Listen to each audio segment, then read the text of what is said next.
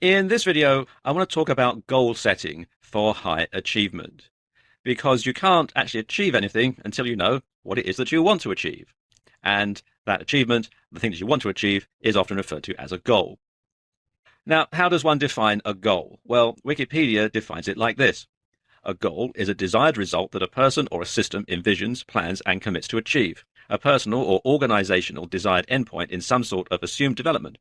Many people endeavor to reach goals within a finite time by setting deadlines. It's roughly similar to purpose or aim, the anticipated result which guides reaction, or an end, which is an object, either a physical object or an abstract object that has intrinsic value.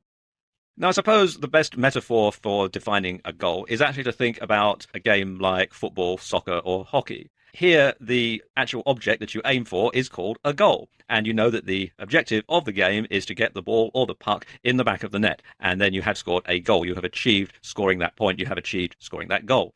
And the way that these things are organized, the way that you have to work towards that goal, towards scoring that goal, towards getting yourself or a teammate in a position to score that goal, is a really useful metaphor for the way that you can set goals in life and in your business. Now, there are two different types of goals. There can be short-term goals and long-term goals. Now, short-term goals expect accomplishment in a short period of time, and this can be something like trying to get a bill paid in the next few days. And short-term goals can be standalone accomplishments, or they can be steps along the way to achieving a long-term goal. So that short-term goal of getting the bill paid in the next few days could be a standalone accomplishment if it's just a small bill, or it could be making a mortgage payment that's a step along the way to achieving a long-term goal of getting your house note paid off, that sort of thing.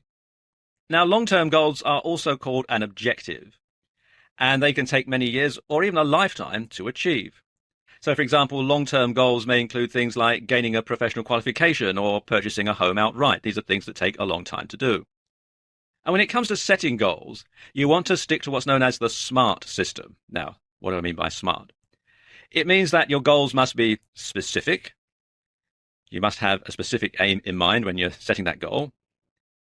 It must be measurable. You must be able to see whether your goal has been achieved or how close you are to achieving it. And it must be achievable. You must be able to do it yourself or be able to have the wherewithal to achieve this goal. The goal must be realistic. It's not some sort of pie-in-the-sky pipe dream. It's something that you stand a realistic prospect of actually being able to achieve. And it must be timely. There must be a time frame that you have in mind for when you want this goal to be accomplished. And if we go back to our sports analogy, if we go back to our soccer analogy, say, you know exactly what the goal is. The specific goal is to get the ball in the back of the net. It's measurable because you can look at the scoreboard and see how many goals you've scored. You can see how far the player is down the field, that sort of thing. It's certainly achievable because that's the whole object of the game. It's realistic, especially if the two teams are evenly ranked.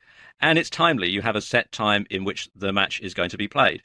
So that fits into the S.M.A.R.T analogy as well.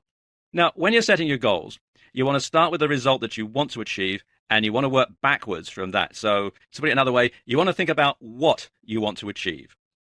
The how you're going to achieve it is going to come later, because once you've decided what it is you want, you can then work backwards and think, well, if I need to do this, then before that, I need to do that. In order to accomplish that, I need to do something else beforehand. And then you can work backwards to where you are now, and then you have a clear roadmap towards achieving your goals. So there you go, a crash course on goal setting for high achievement.